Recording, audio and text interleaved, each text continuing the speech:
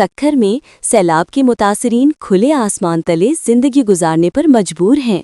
کہیں پلاسٹک کی چادریں ٹنگی ہوئی ہیں، کہیں رلیوں کے سائے میں مجبور لوگ بیٹھے ہیں۔ بچے بھوک اور بیماریوں سے تڑپ رہے ہیں، عورتیں پانی اور پناہ کے لیے پریشان کھڑی ہیں، اور بوڑھی آنکھوں میں سوال ہی سوال ہیں۔ حکومت کے وعدے کہاں گئے؟ کیمپوں کے دعوے کہاں گم ہو گئے؟ ان غریبوں کے لیے نہ خیمہ ہے، نہ صاف پانی، نہ دوا، نہ روٹی۔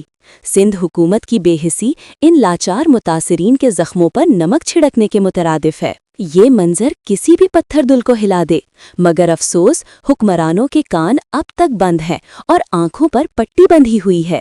یہ لوگ اپنا گھر، اپنا سب کچھ سیلاب میں گنوا بیٹھے ہیں۔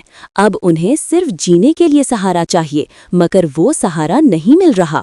مزید خبروں کے لیے وزٹ کریں ہماری ویب سائٹ www.adnnews.tv اور فالو کریں ہمارے فیس بک پیج کو، اور سبسکرائب کریں ہمارا YouTube channel ADN news Urdu.